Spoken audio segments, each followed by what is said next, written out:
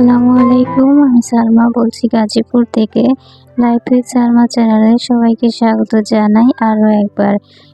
যে যেখান থেকে আমার ভিডিও দেখছেন আশা রাখি আল্লাহর রহমতে ভালো আছেন, সুস্থ আছেন। আলহামদুলিল্লাহ, আমি আমার পরিবার নিয়ে ভালো আছি। আমার আজকে ভিডিওটি শুরু করেছিলাম বিকাল থেকে, মেঘলা আকাশ দিয়ে আর কি। আর এরপর হচ্ছে সন্ধ্যায় আমি কিছু পিঠা তৈরি করে নিয়েছি। এখানে হচ্ছে কলা আর আম দিয়ে একটা ব্যাটার তৈরি করে নিয়েছিলাম, আর এটা দিয়ে পিঠা তৈরি করে নিয়েছিলাম আর কি। আসলে এখন তো বৃষ্টি হয় প্রায়, আর এই সময়টাতে এই ধরনের পিঠা খেতে কিন্তু খুব ভালো লাগে, গরম গরম পিঠা। তো সন্ধ্যার নাস্তা ছিল এটা আর কি। আর পিঠাগুলো মাশাআল্লাহ ভালোই হয়েছিল খেতে। তো কয়েকদিন খাওয়া হয়েছে, অনেকগুলো করে নিয়েছিলাম আর কি।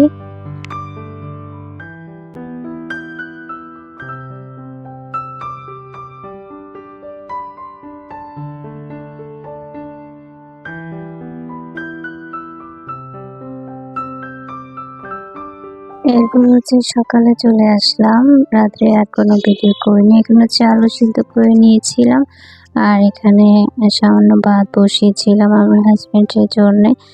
আগে রাতের ভাত ছিল, তো উনি আবার রাত্রের ভাত খাবেন না, ওনার একটু সমস্যা হয় বাসি ভাত খেলে আর কি।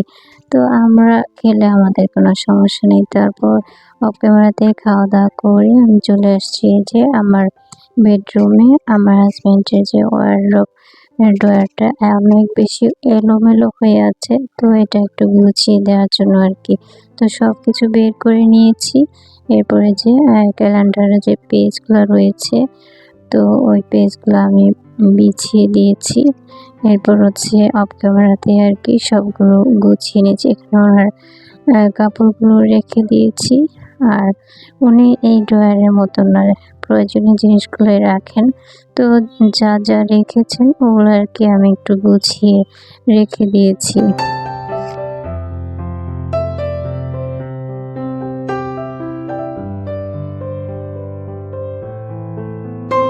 আমি গুছিয়ে রেখেছি ঠিকই, কিন্তু উনি যখন দেখেছেন তখন বললেন যে এটা তো এইভাবে থাকবে না। আসলে উনি না অনেক বেশি অগোছানো আর এলোমেলো একজন মানুষ। আর এই যে উপরের আরও একটা ড্রয়ার, এটাও কিন্তু এলোমেলো ছিল, তো এটা ওই সময় গুছানো সম্ভব না। আমি সময় সুযোগ করে আর কি গুছিয়ে নেব। এরপর চলে আসলাম এই যে কাপড় ধোয়ার পাউডার, তো সার্ফ এক্সেল। এটার একটা কাহিনী রয়েছে। এটা আমার হাজব্যান্ড কিন্তু হজ করেছেন, নিজে একাই গিয়েছিলেন আজ থেকে 2 বছর আগে। তো উনি তখন 2টা প্যাকেট নিয়ে আসছিলেন, তো একটা প্যাকেট রয়ে গিয়েছে। তো আমি এই প্যাকেটটা রেখেই দিয়েছিলাম যে আমি যখন ওয়াশিং মেশিন কিনবো তখন এটা ব্যবহার করব। তো আজকে এটা ওপেন করেছি আর কি। আর এই যে মেশিনে কাপড় দিয়ে দিচ্ছি, কাপড়গুলো ধুয়ে নেব। এখানে হচ্ছে আমার আর আমার মেয়ের কাপড়গুলো দেওয়া হয়েছে। আর ছেলে আর ছেলের বাবার কাপড় একসাথে দেওয়া হয়েছে, তো ওনাদেরগুলা একটু অন্য কালার, আর আমাদেরগুলো তো একটু কালারিং, তাই আর কি আলাদা করে দেওয়া হয়। এরপর হচ্ছে ঝাড়ু কেনা হয়েছিল, ঝাড়ুটা পরিষ্কার করা হয়নি। তো অনেক আপুদেরকে দেখি এভাবে চিরুনি দিয়ে ঝাড়ু পরিষ্কার করেন, তো আমি কখনো এভাবে করিনি, আজকে করে দেখলাম। তো পরিষ্কার হয়, তারপরে কিন্তু কিছু ফুল থেকে যায়, যেটা বাড়ি দিয়েও ফেলতে হয়। তো এই যে এতগুলো ফুল ঝরে পড়েছে আর কি।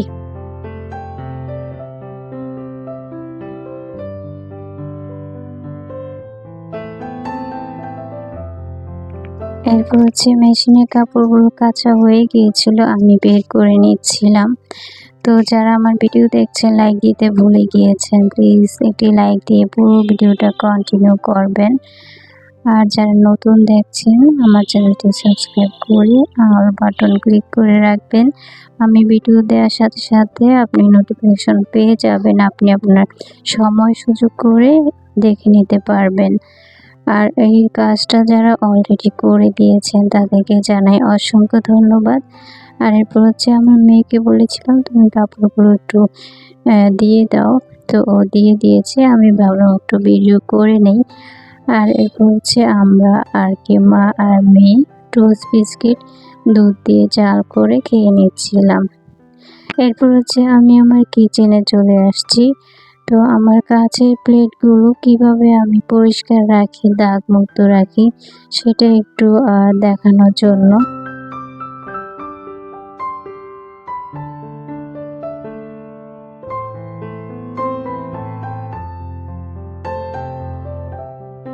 এখানে হচ্ছে আমি ১ চামচের মতো ছাই নিয়েছি আর কিছুটা ভীম লিকুইড দিয়েছি। তারপর এটা হচ্ছে আমি ইচ্ছে মতো মেজে নিব আর কি। আমার যতটুকু শক্তি আ দিতে হয় আর কি। তো এভাবে মেজে নিলে প্লেটের যে হলুদ বা লাল দাগ পড়ে বা কালচে একটা ভাব থাকে সেটা উঠে যায়। যদিও হাতটা একটু নোংরা হয়ে যায় তারপরেও প্লেটটা চকচকে থাকে। একদম যে নতুনের মতো হবে সেটা না, তবে অনেকটাই পরিষ্কার দেখায়, দেখতে ভালো লাগে। আর আমি ভিডিওটা একদমই স্কিপ করিনি। আর আমার ওড়নাটা তো বারবারই ডিস্টার্ব করছিল আর বারবার গুছাচ্ছিলাম সেটা তো দেখতেই পেলেন। তো আমি পুরো ভিডিওটাই রেখেছি, একদমও বাদ দেইনি। আমি ২ টা প্লেট মেজে দেখিয়েছি আর কি।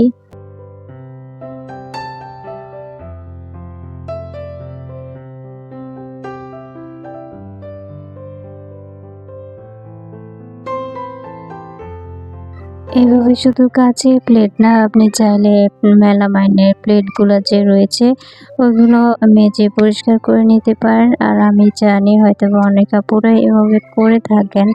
তো চাইলে হাঁড়ি পাতিলও এভাবে ছাই দিয়ে মা চাচে। আগে তো আমাদের গ্রামের বাড়িতে মা চাচিরা ছাই দিয়েই মাজতেন। এখন তো আমরা শহরের বাসিন্দা হয়ে গেছি। দেখা যায় ভীম সাবান, ভীম লিকুইডের উপর ডিপেন্ড করে থাকি যে আমাদের হাত নোংরা হয়ে যাবে। আসলে পরে হাতটা ভালো করে ধুয়ে নিলেই হয়, পরিষ্কার হয়ে যায়। আর আমার প্লেটটাও পরিষ্কার হয়ে যাবে। আসলে দাগ পড়া, লালচে প্লেট দেখতে একদমই ভালো লাগে না। আমার প্লেটগুলো বেশ দাগ পড়ে গিয়েছিল। আমার মোটামুটি অনেকটা সময় লেগেছে পরিষ্কার করতে আর কি। তারপরেও পরিষ্কার হয়েছে, দেখতেও ভালো লেগেছে।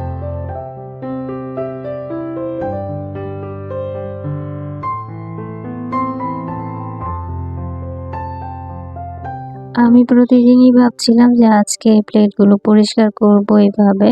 তো আজ করি, কাল করি করতে, করতে অনেকদিন হয়ে যাচ্ছিল। তাই ভাবলাম যে আজকে আর ছাড়বো না। আজকে প্লেট পরিষ্কার করেই ছাড়বো আর ভিডিও করে নেব আরকি।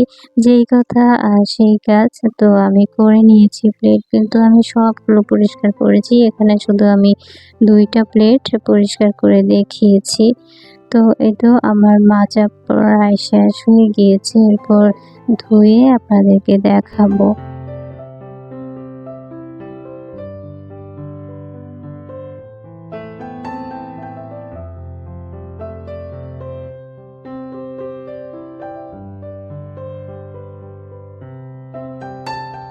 আমি যখন ভয়ে দিয়েছিলাম তখন আশপাশ থেকে একটু শব্দ আসছিল বাচ্চাদের হৈ হুল্লোড়, চিল্লাচিল্লি আরকি। তো আমি শব্দটা বাদ দিতে পারিনি। কিছুটা শব্দ ঢুকে গিয়েছে, সেজন্য আমি আন্তরিকভাবে দুঃখিত। তো আমার প্লেটটা মাজা হয়ে গিয়েছে, এখন ধুয়ে নিচ্ছি। তো প্লেটটা দেখানোর আগে একটু সিঙ্কটা পরিষ্কার করে নিচ্ছি। যেহেতু ছাই দিয়ে মাজা হয়েছে, সিঙ্কটাও বেশ ময়লা হয়ে গিয়েছে। এখন প্লেটগুলো ধুয়ে তারপর আপনাদেরকে একটু দেখাচ্ছি। একদম যে নতুনের মতো চকচকে হবে তা না, ভিডিওতে অতটা বোঝা না গেলেও বাস্তবে কিন্তু বোঝা গিয়েছে অনেক পরিষ্কার হয়েছে আর আমি অনেক বেশি খুশিও হয়েছি। তো আ আপনাদের কাছে কেমন লাগলো অবশ্যই কমেন্ট করে আমাকে জানাবেন।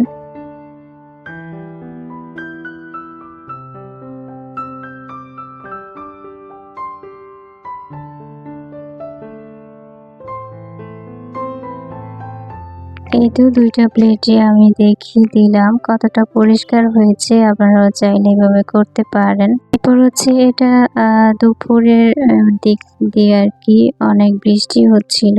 তো ভিডিওটা করে নিয়েছিলাম। বেশ বাতাস বইছিল আর গাছগুলো এত বেশি নড়াচড়া করছিল। তো আমার হাসব্যান্ড বললেন, "চলো ভিডিও করো।" তো আমার মেয়ে ভিডিওটা করে দিয়েছিল আর কি। আর এদিকে হচ্ছে আমার ছেলেটা মাদ্রাসা থেকে এসে বলল যে ও ছাদে গিয়ে ভিজবে বৃষ্টিতে।